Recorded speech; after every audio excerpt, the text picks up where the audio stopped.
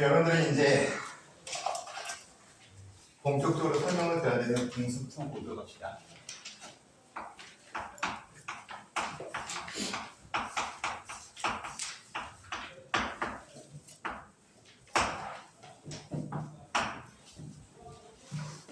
여러분들이 이제 고등학교 1학년 2학기 때 공부하는 공수2 뭐 다 선행을 2번 정도는 다 들어본 것 같더라고.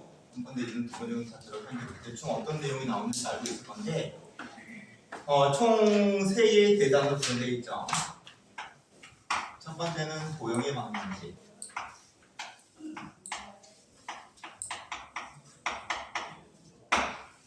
그 다음에 이어서 두 번째는 직각간 힘열,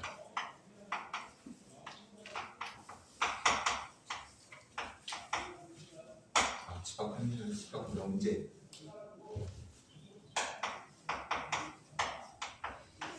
그 다음에 세 번째는 함수. 이렇게 3개의 대상으로 구성되어 있고 먼저 도형의 방정식 좀 이따 얘기하고 이제 공부를 할 거니까 집합과 명제는 좀 특이한 수학이죠.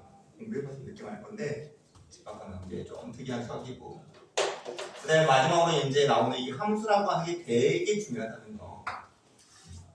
나중에 여러분들이 이제 미적분에서 미분적분을 배울 건데 미분적분 별거 없습니다. 미분적분 다 해요. 근데 문제는 겁나 어려워. 시험 문제는. 그 이유는 함수의 어떤 기본 내용과 엮어서 문제를 얻게 만들기 때문이에요. 뭐 합성함수를 만들어낸다든지 그 다음에 역함수하고 개념을 엮어서 만들어낸다든지 미분적분에 대한 문제를. 여러분들이 고등학교 1학년 때 이 함수를 정말로 제대로 공부를 해줘야 하지만 나중에 고2, 고3 때도 편하게 좀 공부를 진행할 수 있습니다. 물론 이 함수라고 하는 게 여러분들이 처음 접하는 건 아니죠. 분명히 중학교 수학에서도 함수를 공부를 했을 건데 뭐 그때 잘한 친구들이 뭐 이때도 잘할 확률이 높아요. 솔직히 말하면. 근데 그때 좀 함수가 어려웠더라도 이 부분을 통해서 좀 열심히 작업을 진행하면은 충분히 나아질 수 있다는 거. 정말 중요합니다. 함수. 선생님이 생각할 때는 함수가 전체 수학 내용이 한 70% 정도는 되는 것 같아요. 70% 정도. 반드시 열심히 해야 됩니다. 그러면 이제 이번 시간에 공부하는 첫 번째 대단원이라고 하는 도형의 방정식. 뭘 배우는지 잠깐만 언급할게요.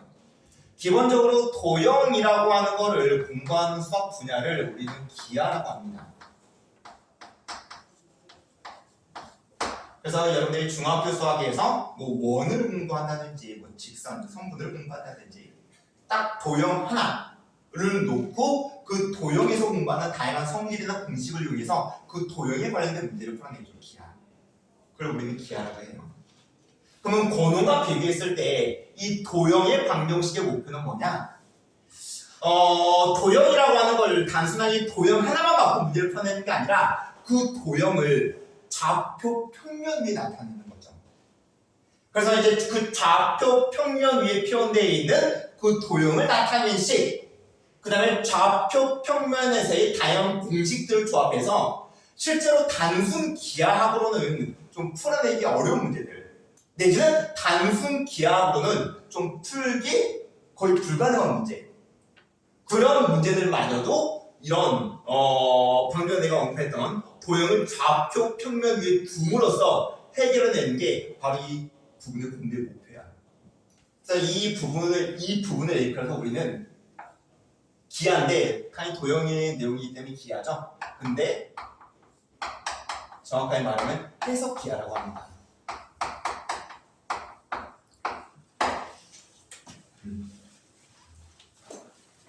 그래서 이 해석 기하학을 공부한다는 걸 항상 여러분들 염두해 주세요. 뭐 선생님들도 대충 이제 느낌 알 것 같긴 한데 도형만 나왔다 그래서 여러분들이 도형만 갖고 생각하면 안 돼요. 물론 당연히 여기노무에 관련된 문제를 풀어내면서 여러분들이 중학교 단계에서 공부했던 기하학의 다양한 공식이나 성질 같은 걸 이용해서 척도를 진행합니다. 그걸 하긴 하는데 그게 다는 아니라는 거. 반드시 좌표 평면을 염두해 줘야 된다는 거. 염두해 줘야 된다는 거. 알겠죠? 그건 좀 이따 몇 개의 문제를 다뤄줌으로써 다시 한번 언급할게요. 그래서 이제 기본 베이스를 깔아주기 위해서 점과 좌표, 기본 공식 몇 가지가 나오죠. 그 다음에 이제 연이어서 본격적인 도형으로서 직선, 정확히 말하면 직선의 방정식. 직선을 직선만으로 생각하는 게 아니라 그 직선을 표현할 수 있는 식을 이용해서 이 공식과 조합해서 문제를 풀어내자 라는 게 목표예요.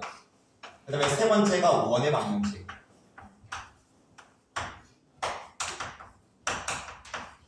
그 다음에 네 번째가 이제 도형의 이동인데, 근데 아무래도 여러분들이 이제 2학기 중간고사 시험범위라고 하는 게 요놈일 가능성이 되게 큰데, 뭐 이게 다 들어갈 수도 있고 중간 빠질 수도 있고 중간 스탑이 될 수도 있고 그건 모르겠는데, 근데 아마 가장 고난도 문제가 뭐 다양한 부분에서 나올 수 있지만 실제로 지금까지 추세는 여기서 고난도 문제가 많이 나와요. 이 원의 방식. 원 문제가 어려운 문제들이 꽤 많이 만들어져 있는 상황이거든요. 그래서 이 부분을 좀 집중적으로 좀 연습을 많이 해야 될 겁니다. 알겠죠? 그러면 첫 번째 개념 설명 나와 있는 8페이지 보도록 할게요.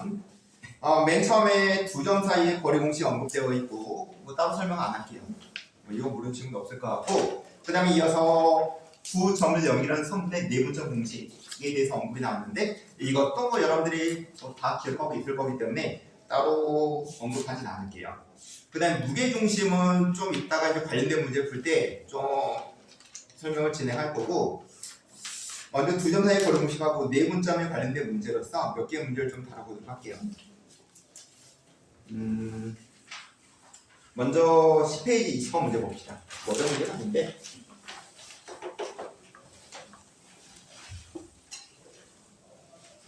여기서 한 가지, 선생님이 어떤 문제의 풀이를 시작한다고 몇 번문을 보자 라고 했을 때 어떤 친구들은 그냥 보고만 있어. 아무 생각 없고, 어떤 친구들은 그 순간에 그 문제를 스스로 한번 풀어보려고 시도를 하고 있어. 선생님이 이제 문제를 적고 그림 그리고 하는데 좀 시간이 걸리거든. 그 순간을 이용해서 한번 직접 고민하고, 뭐 알고 있는 문제라고 하면 풀어보고, 아닌 문제는 뭐 고민만 해보고 선생님이 어떻게 푸는지 생각해보고 같이 따라가고, 그렇게 수업 들으세요.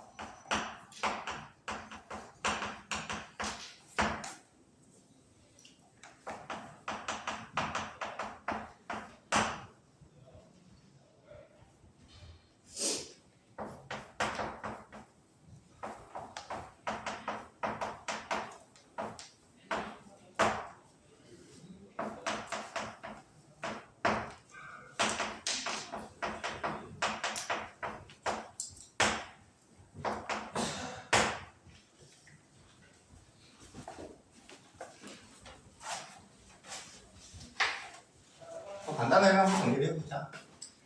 20번 문제를 보게 되면은 좌표 평면에서 지금 A점하고 B점의 축이 위치에 대한 언급이 주어져 있죠. 맨 처음에 A점은 Y축에 존재하는 점이고, 그 다음에 그놈의 좌표값은 0,10점.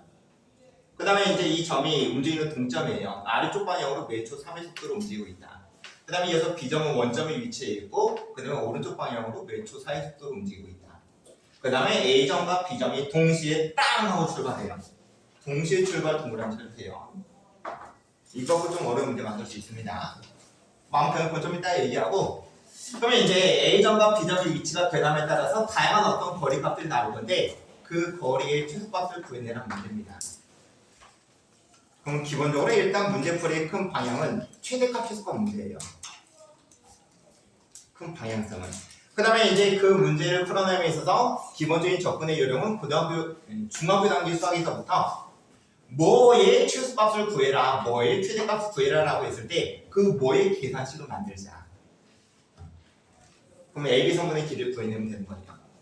근데 문제는 A점의 좌표도 변화가 되고 B점의 좌표도 변화가 된다는 얘기지. 그렇죠? 그러면 그 변화되는 A점과 B점의 좌표를 나타내 주는 게 결국 이 문제 풀이의 방향성이 되는 거예요. 알겠죠?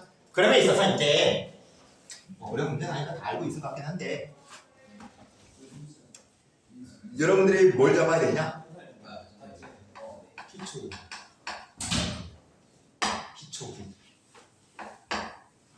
T초에 대해서 A점하고 B점의 좌표를 표현을 하자. 굳이 초라고 하는 이유는 알겠죠? 왜 초 이런 표현이 나왔기 때문입니다. 그러면 얘는 초당 3씩 움직여요. 그러면 1초가 지나면 3만큼 내려가 있을 거고 2초가 지나면 6만큼 내려가 있을 거고 3초가 지나면 9만큼 내려가 있을 거고 그러면 T초가 지나면 아마도 A점은 3T만큼 내려가 있겠네요. 3T만큼. 그럼 원래 Y좌표가 10인데 T초 후에는 3T만큼 내려가 있기 때문에 그놈의 Y좌표 값은 이 정도로 표현할 수 있고요. 그 다음에 X좌표는 Y축을 따라서 움직이기 때문에 따로 변화는 없겠죠. 그러면 동일하게 B점의 원래 위치는 원점 그 다음에 오른쪽 방향으로 초당 4씩 움직여요. 그러면 T초가 지나면 4T만큼 더 오른쪽으로 가 있겠네요. 그래서 X좌표가 4T가 될 거고 그 다음에 Y좌표는 동일하게 영자가 되면 되겠죠. 그래서 이런 T라고 하는 변수안을 잡아줌으로써 충분히 이제 AB 성분의 길이를 표현할 수 있는 어떤 바탕을 깔았고요. 그럼 이제 AB 성분의 길이 값은 T 변수의 어떤 함수의 느낌으로 함수라고 하면 좀 그렇다. 식을 나타낼 수 있겠죠. A점하고 B점, 2점하고 2점 사이의 거리 값이기 때문에 4의 T의 제곱 그다음 플러스 10 마이너스 3T의 제곱 이 정도의 계산식을 잡아서 이 식이 갖고 있는 형태를 보아하니 루트 아니 T에 대한 2차식의 형태이고 그럼 완전 제곱식의 정리를 통해서 마무리 작업을 진행할 수 있겠네요. 뭐 단순 연산은 따로 진행은 안 할게요. 그거만 쓰자. 그래서 완전 제곱식으로 정리하면은 25의 T 마이너스 5분의 6의 제곱에 그다음 플러스 64. 그래서 결국 T 값이 5분의 6의 경우에 저 성분의 길이의 최소값으로는 루트 64 8이 나오지 않겠냐. 이렇게 이제 나오지.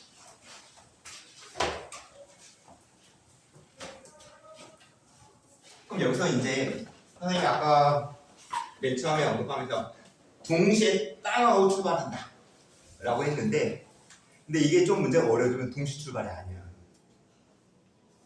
얘가 출발하고 얘는 2초 뒤에 출발해요. 2초 뒤에. 이제 그런 상황으로 이제 설정이 잡히게 돼요. 그런 경우는 얘를 어떻게 할까? 동일하게 T초로 가면 돼. 얘가 먼저 땅하고 출발했어. 그리고 T초가 지났어. 그럼 좌표는 이렇게 표현하면 되겠지? 동일하게. 근데 얘는 2초 후에 출발해요. 그러면 얘가 어떻게 될까?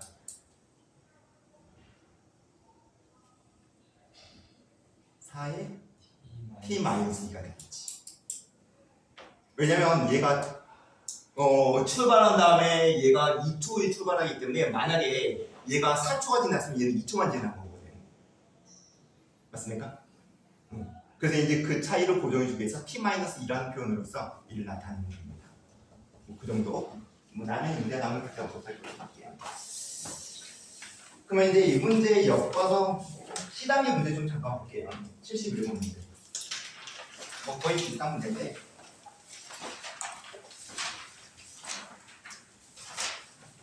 문제 확인해 보세요. 하면 안 돼요.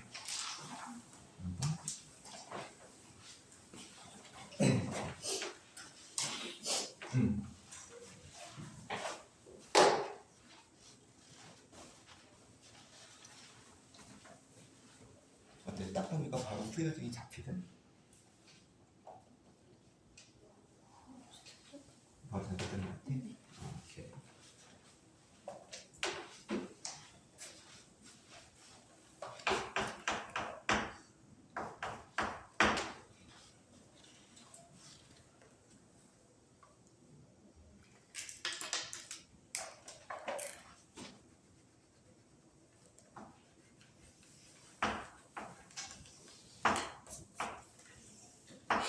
여러분들이 지금 문제 파악을 쭉 해보면 정리해서 설명 들어도 문제가 좀 비슷한 느낌이다 하는 생각이 분명히 들 거예요.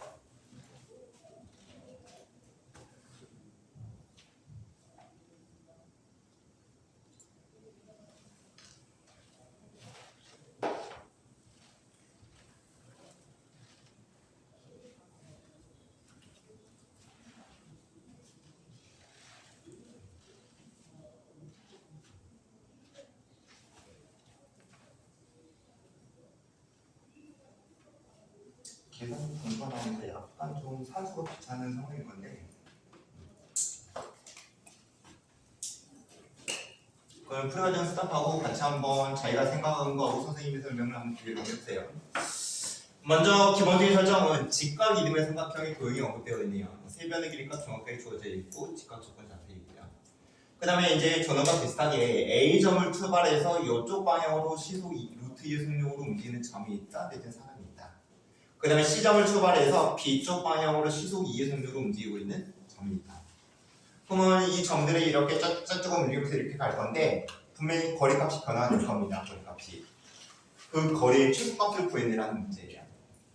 그러면 이제 여러분들이 저런 문제를 분명히 머릿속에 담고있기 때문에 어떻게 하든지 거리의 계산식을 세워서 그 거리의 최소값을 구하자. 그 다음에 그 거리의 계산식을 잡아줌에 있어서 뭔가의 변수 작업이 들어가야 되지 않겠냐. 이 문제는 t초. 얘는 시속이기 때문에 t시간 후에 대해 생각을 진행하면 되는 거예요. t시간 후에 대해서 2점하고 t시간 후에 대해서 2점. 위치값을 어떤 식으로 표현할 수 있다고 한다면 당연히 거리값을 표현할 수 있겠죠. 생각을 좀 잡혔지. 그 다음에 이제 그런 작업을 진행함에 있어서 얘는 시당초에 좌표평면 베이스로 질문이 나왔는데 얘는 단순 도형으로 나왔습니다. 하지만 여러분들이 배우고 있는 건 해석해야 되겠지. 단순 도형으로 하는 게 아니라 어떻게 하자. 좌표평면을 도입하자. 내가 처음에 아까 얘기했지. 여러분들이 배우는 건 해석해야. 단순 기하로 접근하기. 단순 기하로 하려면 할 수도 있어요.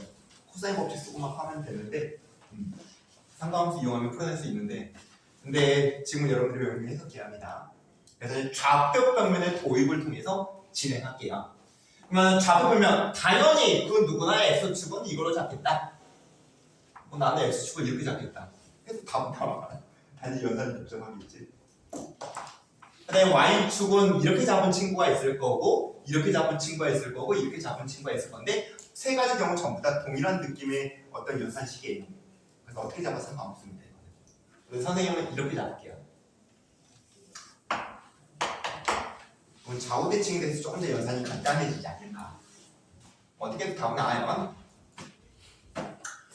그러면 봅시다. 일단은 더 계속 알아내 표현할 수 있는 값들을 표현해 보도록 할게요.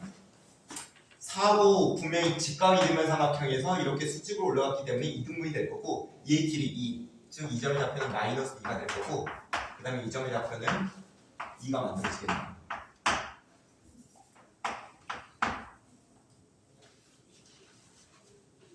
별 무리 없죠? 그 다음에 연속적으로 계속 가보도록 합시다.